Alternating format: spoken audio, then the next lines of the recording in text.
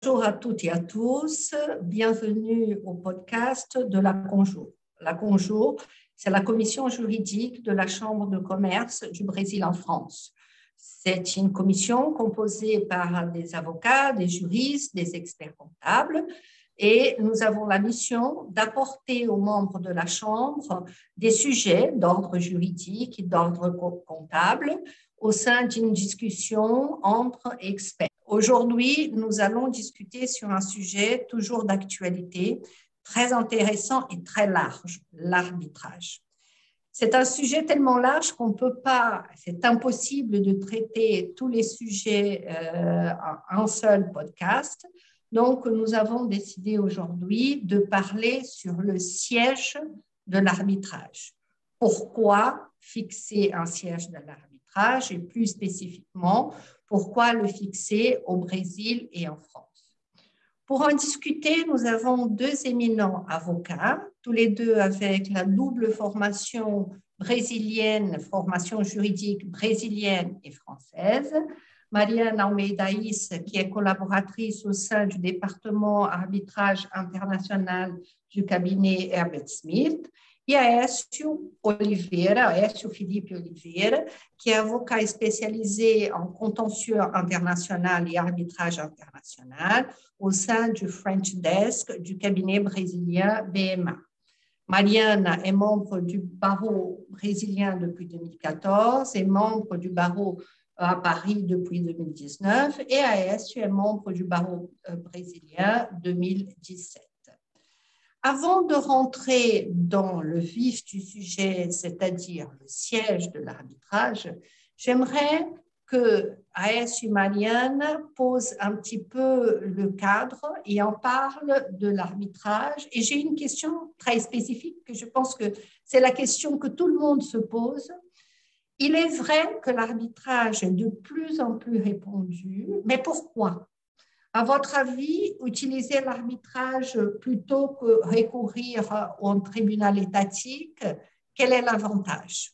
Donc, je passe la parole à Aécio pour répondre à cette question. Merci beaucoup. Bonjour à tous. Tout d'abord, je voudrais remercier Madame Marie-Isabelle, la CCBF et la CONJUR pour cette invitation. C'est vraiment un grand plaisir et honneur de pouvoir discuter ces sujets très intéressants avec ma consoeur Maria-Nessa. Et c'est vrai que l'arbitrage, elle est de plus en plus répandue. En fait, il est classique d'affirmer que l'arbitrage est le mode de droit commun des résolutions de litiges du commerce international. Mais avant de discuter pourquoi, quelles sont les raisons pour un tel succès, je pense qu'il faut d'abord se poser la question de qu'est-ce que c'est l'arbitrage?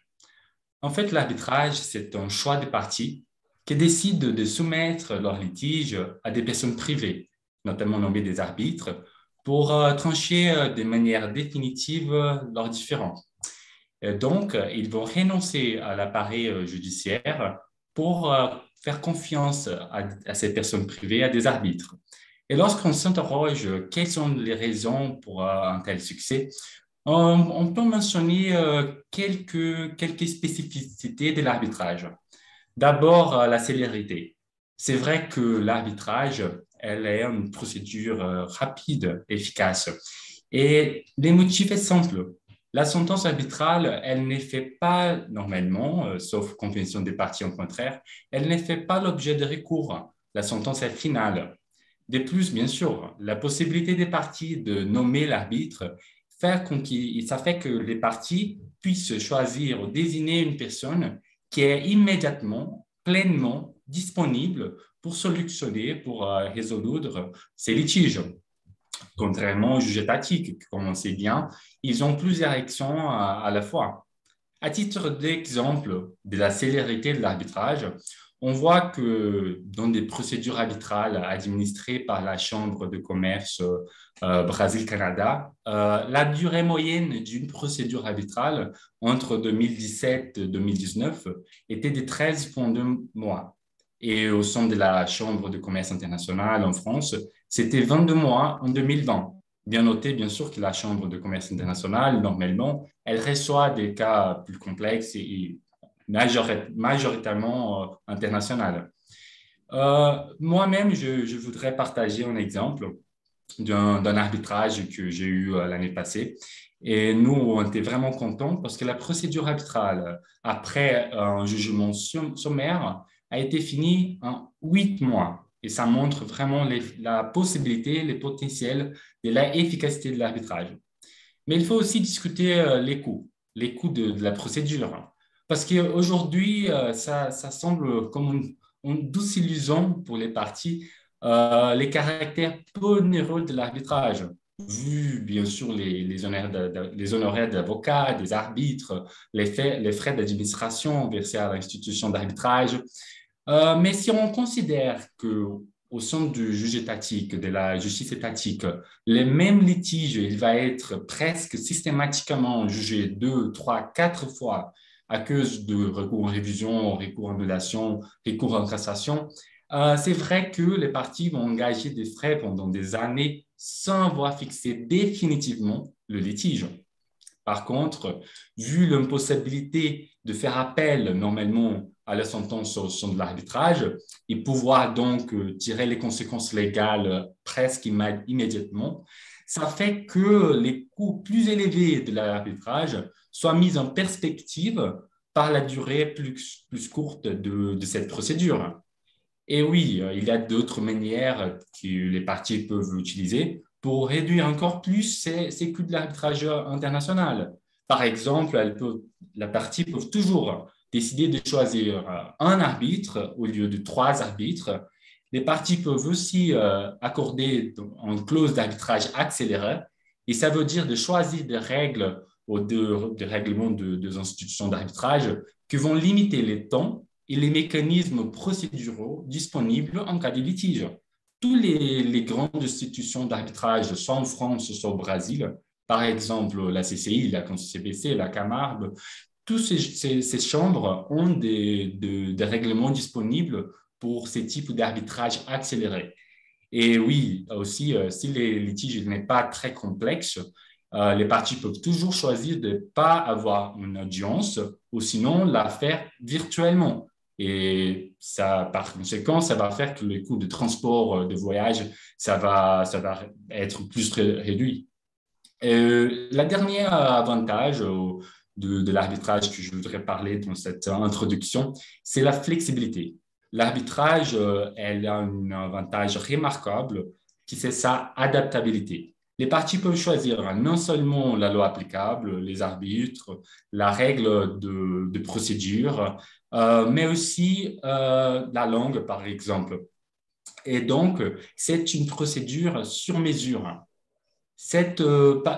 Au lieu, au-delà de choisir toutes ces caractéristiques, les parties peuvent aussi décider d'appliquer des éléments de culture juridique différentes. Par exemple, les cross-examinations, c'est largement utilisé et ça vient du système anglo-saxon. Et les parties peuvent décider de l'utiliser au sein d'un arbitrage. Donc, c'est toutes ces caractéristiques que je voudrais parler un petit peu pour les avantages de l'arbitrage. Très bien, merci beaucoup AS. C'est très intéressant surtout de savoir qu'on peut maîtriser les coûts d'arbitrage par les éléments que vous nous avez décrits. Marianne, est-ce que vous voyez quelques autres avantages, quelques autres points qui méritent d'être exposés pour défendre l'intérêt de l'arbitrage par rapport à une procédure juridictionnelle? Tout d'abord, je voudrais également remercier ma consoeur Marie-Isabelle, la Conjour, mon collègue Aïssio pour cette invitation. C'est un vrai plaisir pour moi de pouvoir participer de cette discussion avec vous aujourd'hui. Et oui, pour répondre à votre question, je vois d'autres avantages et je pourrais mentionner notamment la possibilité de choisir des arbitres spécialisés en la matière objet de discussion dans l'arbitrage. En effet, l'arbitrage, elle permet aux parties de choisir en tant qu'arbitre une personne qui possède une expérience dans un domaine technique, par exemple.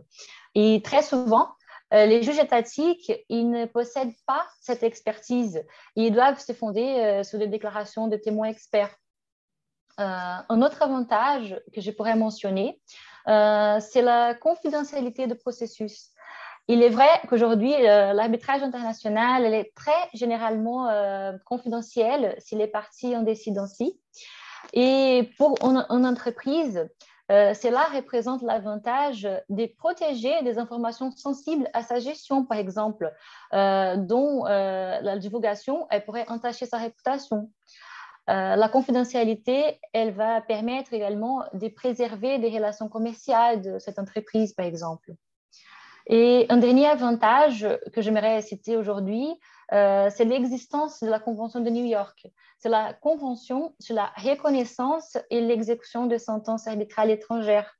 Et cette convention, elle garantit l'efficacité des sentences arbitrales à l'étranger, vu qu'elle facilite l'exécution de ces sentences arbitrales. Et c'est là, pour moi, c'est un avantage déterminant par rapport aux décisions judiciaires qui ne vont pas bénéficier de cette convention.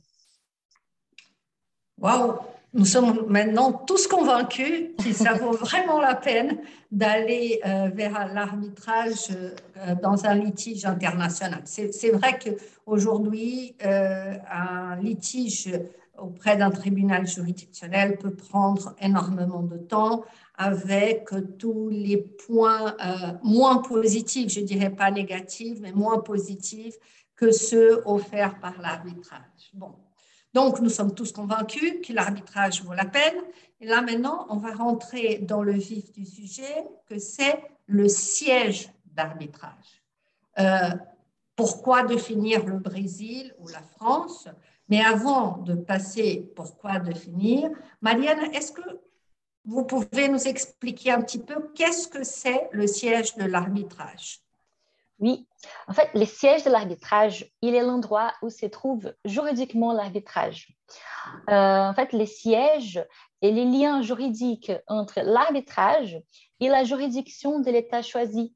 Et cela va entraîner un certain nombre de conséquences juridiques. Il faut préciser ici que les choix du siège dans un pays quelconque, il ne signifie pas nécessairement la localisation géographique et matérielle des audiences et des rencontres des arbitres.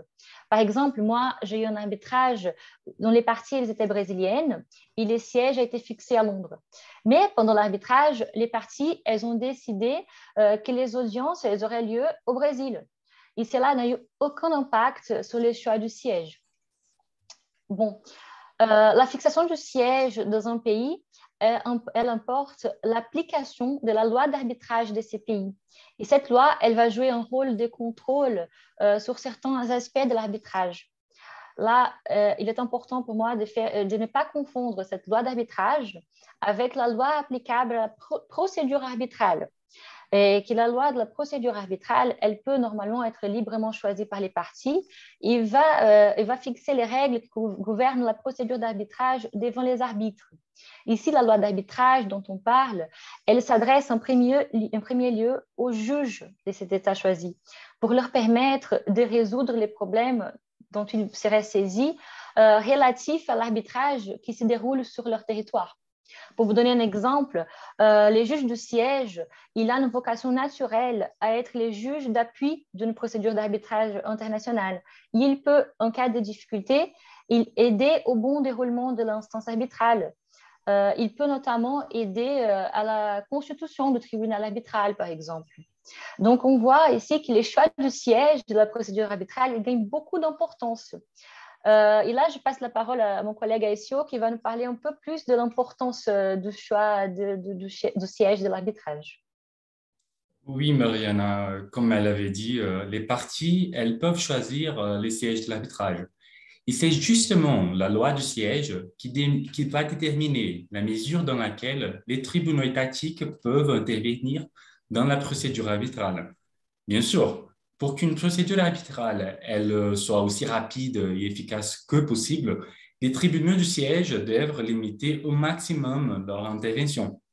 Mais pourquoi la loi du siège détermine la mesure dans laquelle ces tribunaux étatiques peuvent intervenir dans la procédure arbitrale? Je pense que c'est une question importante à répondre.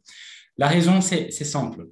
C'est les juges du siège, les compétents pour analyser en recours-révision. Et par conséquent, c'est lui, donc c'est la loi du siège, qui va fixer les motifs d'annulation d'une sentence arbitrale. Et donc, c'est très important que la loi du siège, d'abord, ne permette pas de faire les sentences arbitrales l'objet de recours d'annulation portant sur les fonds du litige. Parce que sinon, les parties vont faire que toutes les preuves, les arguments soient réanalysés dans le cadre d'un recours en annulation. D'autres, c'est très important aussi que la loi du siège limite de manière étroite les pouvoirs de contrôle du juge étatique, en demandant que seules les exigences formelles soient respectées selon la loi applicable. Et bien sûr, l'ordre public de ces pays. Ben, il convient de noter qu'aujourd'hui, on va parler surtout sur les sièges brésiliens et les sièges français, mais cela n'empêche pas que les parties, soit même les parties brésiliennes ou françaises, décident de choisir un siège dans un pays tiers. Ça, je pense, c'est très important de discuter aussi. Waouh! Donc, la loi du siège, la loi du pays où l'arbitrage a le siège est très important pour le déroulement de l'arbitrage. Donc, on ne peut pas ignorer quand on établit une clause arbitrale, on ne peut pas, en fixant le siège, on doit connaître la loi du siège parce qu'elle va être importante pour les déroulements. Quels sont les avantages? Comme vous avez dit, on va parler principalement du Brésil, de la France, parce qu'on ne peut pas parler de tous les sièges partout dans le monde, et nous sommes au sein de la Chambre du commerce du Brésil en France.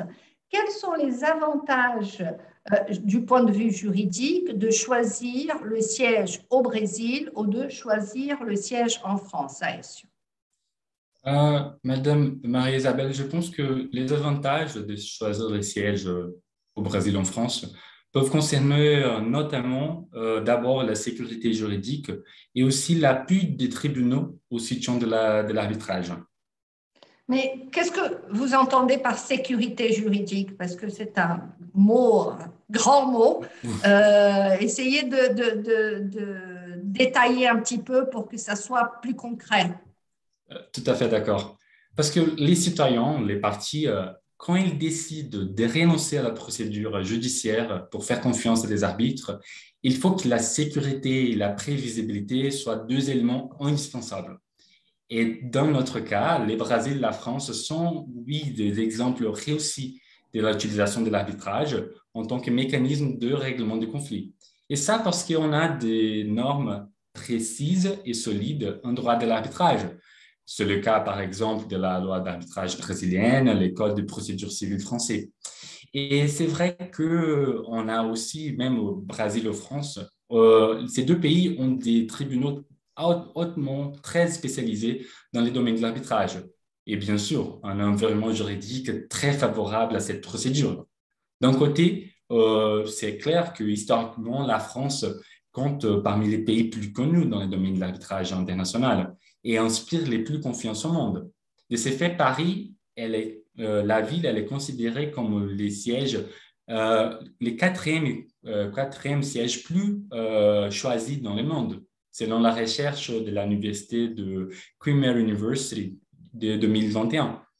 Et de l'autre côté, São Paulo, elle a l'un des sièges préférés par des conflits avec l'Amérique latine, en concurrence seulement avec Miami. Et même si le Brésil il a une histoire plus récente avec l'arbitrage, c'est vrai que cette institution, elle est vraiment sédimentée et confirmée. Confirmée et sédimentée parce que la Cour supérieure brésilienne, en 2001, elle a confirmé la constitutionnalité de l'arbitrage et la compatibilité de la loi d'arbitrage avec notre système juridique. Et au-delà de la constitutionnalité de l'arbitrage, la jurisprudence brésilienne a aussi confirmé des importants principes procéduraux. C'est un thème très technique, mais je voudrais donner juste un exemple, qui c'est les principes compétence-compétence, qui ça veut dire qu'ils sont les arbitres, les compétents, pour y statuer sur sa propre compétence. Et pourquoi ça? Parce que les parties qui ont accordé sur une clause compromissoire, il y a du risque qu'ils ne veulent après pas s'engager dans une procédure arbitrale. Et donc, ils vont susciter des questions comme la invalidité de la clause compromissoire, la incompétence des arbitres. Ils vont essayer de soumettre leur litige, non aux arbitres, mais à la juge étatique. Et grâce à ces principes, les juges étatiques au Brésil et en France vont dire nous ne sommes pas compétents et vous devez discuter la compétence sur la validité de la clause compromissoire au sein d'un tribunal, d'une procédure arbitrale auprès des arbitres. Et donc, ça, c'est très important. Et un autre facteur très intéressant de parler, c'est que vu que les choix des arbitres est une matière importante pour l'efficacité de l'arbitrage, les parties au Brésil, elles peuvent sélectionner leurs arbitres sans aucune restriction des nationalités, âge, religion ou langage. Les seules restrictions selon la loi brésilienne sont la capacité légale et l'absence de conflits d'intérêts. Très bien. Donc, d'après ce que vous avez dit, les arbitres, ils sont compétents pour déclarer leurs propres compétences. Donc, on pourrait penser que l'arbitrage est totalement indépendante des tribunaux, mais apparemment, elle n'est pas si indépendante que ça. Quelle est l'importance de l'appui des tribunaux au soutien de l'arbitrage? Oui, c'est vrai. D'abord, il faut dire que la France et le Brésil sont dotés de législations appuyant les processus arbitrales à chacune de ces étapes. Sauf dans des cas exceptionnels, il est très difficile que les juges étatiques il va empêcher l'arbitrage ou même annuler une sentence arbitrale. Et particulièrement en ce qui concerne le Brésil, on a quelques avantages à partir du moment que les parties décident de fixer les sièges au Brésil. D'abord, même si on a une procédure arbitrale avec des parties étrangères, des langues étrangères ou même des lois applicables étrangères, si les parties décident de fixer leur siège au Brésil, la sentence finale rendue par les arbitres pourra être exécutée directement au sein des tribunaux locaux, sans avoir nécessairement leur reconnaissance, leur exécution devant la Cour supérieure brésilienne, ce qui implique bien sûr une procédure plus rapide et efficace. D'autres, dans des matières de mesure d'urgence, à partir du moment aussi que le siège est situé au Brésil, l'arbitre, il a le pouvoir non seulement d'octroyer, mais aussi de demander l'exécution d'une mesure d'urgence directement à la Cour, au tribunal du locaux de l'exécution de la mesure d'urgence grâce à la lettre arbitrale qui a été établie par la Code de procédure brésilienne, procédure civile brésilienne en 2015. Finalement, soit en France, soit au Brésil, c'est vrai que c'est presque très difficile pour les juges étatiques d'intervenir pendant la procédure arbitrale. Les arbitres, comme on a vu, auront toujours la priorité pour y statuer sur leurs propres compétences et les juges étatiques ne vont pas examiner ou analyser les fonds du litige. Ils vont juste vérifier l'existence d'une convention d'arbitrage valide et s'assurant que l'arbitrage s'atténue dans le respect des règles des procédures. Donc, je pense que ça, ce sont les avantages et l'importance de l'appui des tribunaux aux situations de l'arbitrage. Merci, Aécio. Je suis sûre que vous avez brossé un panorama très, très complet des avantages juridiques de fixer le siège d'arbitrage en France ou au Brésil. Mais on n'a pas dans un arbitrage, il y a le juridique, mais il y a un peu plus que ça. Il y a les questions pratiques, les questions d'infrastructure. Donc là maintenant, je vais demander à Marianne de nous parler un petit peu du point de vue financier et stratégique pour les entreprises. Quels sont les facteurs qui peuvent leur faire décider de fixer le siège d'arbitrage au Brésil ou en France? Merci pour cette question, elle est très intéressante. Il y a plusieurs facteurs, mais je citerai les trois principaux à mes yeux. Donc, les facteurs stratégiques liés à l'exécution de la sentence arbitrale, un facteur logistique et les facteurs économiques. Comme facteur stratégique, il faut prendre en compte, lors du choix du siège de l'arbitrage, les lieux de localisation des actifs du débiteur. En effet, une fois la sentence elle sera rendue dans le cadre d'une procédure d'arbitrage, si la partie perdante elle ne va pas exécuter volontairement la sentence, la partie intéressée elle va poursuivre cette exécution. Et si les actifs du débiteur ils se trouvent dans un pays différent de celui choisi en tant que siège de l'arbitrage, ce sera nécessaire de demander la reconnaissance et l'exécution de cette sentence devant les tribunaux du pays où se trouvent les actifs du débiteur. Or, même si la procédure d'exécution d'une sentence arbitrale elle est bien établie dans la plupart des pays grâce à la Convention de New York, dont je vous ai parlé au tout début de notre discussion, il s'agit d'une étape additionnelle sur l'exécution de cette sentence. Et cela représente des coûts et du temps additionnel. Ainsi, choisir en tant que siège de l'arbitrage les pays où se trouvent les actifs des parties, ça pourrait faciliter l'exécution d'une sentence à la fin de la procédure d'arbitrage. Et comme mon collègue Aécio il a expliqué tout à l'heure, au Brésil, par exemple, les sentences rendues par les tribunaux arbitrales qui ont les sièges au Brésil, elles peuvent être exécutées directement par les tribunaux locaux, sans avoir le besoin de reconnaissance et exéquature devant la Cour supérieure brésilienne. Et cela implique clairement, il ne fait aucun doute, une procédure plus rapide et efficace.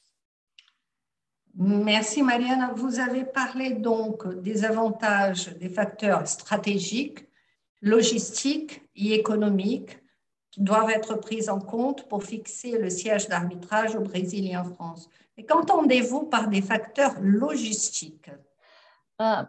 Comme facteur logistique pour moi, les sièges de l'arbitrage, ils doivent être équipés pour accueillir l'arbitrage, c'est-à-dire avoir notamment des cabinets d'avocats spécialisés dans le domaine de l'arbitrage international, des lieux qui permettent la tenue des audiences dans les meilleures conditions, des hôtels, centres de conférences, des aéroports internationaux qui sont facilement accessibles. Et pour ces questions-là, je pense qu'aussi bien Paris que les grandes villes au Brésil, notamment São Paulo, ils peuvent offrir les services logistiques et les infrastructures pour l'arbitrage. J'aimerais mentionner également que le Brésil et la France, ils ont des chambres judiciaires spécialisées en droit de l'arbitrage. Par exemple, au Brésil, la Cour d'appel de São Paulo et la Cour d'appel de Minas Gerais, ils possèdent de chambres spécialisées. Et en France, la Cour d'appel de Paris, elle dispose également d'une chambre spécialisée. Et de plus, les institutions arbitrales qui sont chargées d'administrer les procédures localisées aussi bien en France qu'au Brésil, elles sont reconnues pour leur service de premier rang qui favorise l'efficacité des procédures d'arbitrage. À titre d'exemple, on peut mentionner la Cour d'arbitrage de la CCI, qui a des sièges au Brésil, à São Paulo et à Paris, en France. Et plus spécifiquement au Brésil, par exemple, nous avons la CAM-CCBC, les Camargue. Et en France, je pourrais mentionner l'Association française d'arbitrage et également les centres de médiation d'arbitrage de Paris. Et toutes ces institutions d'arbitrage, elles ont la possibilité de gérer des procédures arbitrales en anglais, français, portugais, parmi d'autres langues. Très bien. Donc là, maintenant, on passe au dernier facteur. C'est le facteur économique. Et je suppose que économique veut dire coût. Mariana, est-ce qu'un arbitrage au Brésil et un arbitrage en France ont des coûts comparables? Est-ce que fixant les sièges d'arbitrage dans un pays plutôt que dans l'autre, on peut minimiser ou maîtriser plus le coût? Je pense que le coût a toujours de l'importance quand on prend une décision. Ah, sûrement. Les coûts d'une procédure arbitrale à Paris Elle peut être sensiblement moins élevée que d'autres sièges qui sont habituellement sélectionnés en Europe, et je pense notamment à Londres. Autre chose, c'est que si les coûts additionnels ils surviennent en raison d'un recours aux tribunaux étatiques, notamment pour des mesures conservatoires ou lorsqu'il y a un recours en annulation de la sentence arbitrale, les tribunaux français, ils sont réputés pour être plus rapides et moins chers que la plupart des autres tribunaux étatiques.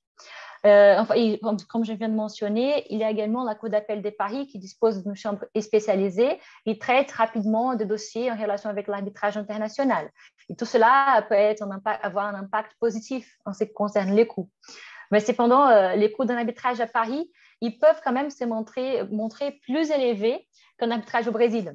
Et l'un des facteurs aujourd'hui les plus importants qui font que São Paulo est devenu un siège plus accessible et attractif, c'est la devise utilisée au Brésil, enfin les réals brésiliens. La devise brésilienne, nous savons, elle est un peu dévalorisée, elle est plus dévalorisée que l'euro et les dollars américains. Donc, cela peut avoir un impact. Et de plus, même une institution internationale comme la CCI, elle peut adopter les réals brésiliens comme une devise pour ses paiements. Par exemple, si les sièges choisis pour le parti est fixé au Brésil. Et de cette manière, les coûts d'un arbitrage à São Paulo, il peut être quand même sensiblement moins élevé qu'à Paris. C'est pour cette raison, d'ailleurs, que São Paulo est de plus en plus intéressant pour les parties des arbitrages internationaux qui cherchent une possibilité de commencer un arbitrage international dans un environnement qui est bien développé, mais sans dépenser trop. Bon, avec notre discussion d'aujourd'hui, nous espérons pouvoir apporter un éclairage sur l'importance de bien choisir les sièges de l'arbitrage et qu'avec tous ces facteurs juridiques, stratégiques, financiers en tête, les avocats, les directeurs d'entreprise, ils pourront bien choisir les sièges les prochaines fois. Merci beaucoup à tous, à toutes.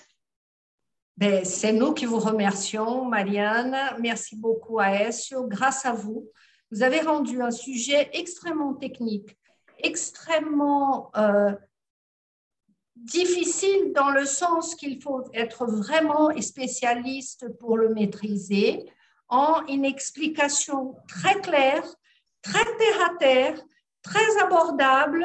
Je pense que tout le monde qui écoutera et qui regardera ce podcast aura l'impression d'avoir appris énormément de choses parce que si l'arbitrage est une affaire des avocats pour la partie technique du déroulement, elle est aussi l'affaire des chefs d'entreprise, des directeurs financiers qui, eux, vont devoir maîtriser le coût d'un arbitrage ou vont devoir donner le feu vert à leur équipe d'avocats de mettre une clause arbitrale dans un contrat international ou interne, mais là, on parle des contrats internationaux. Vraiment, grâce à vous, je pense que nos auditeurs auront l'impression de sortir en disant, voilà, maintenant je comprends pourquoi c'est important de bien choisir le siège de l'arbitrage. Ce n'est pas une formalité, ça a un vrai impact sur un litige futur. Merci vraiment, vous avez préparé ça merveilleusement bien. Merci à tous d'avoir écouté ce podcast et j'espère que vous serez fidèles au prochain podcast sur des questions de droit que la Conjour vous présentera. Au revoir et bonne Merci. Merci. Merci. Au revoir.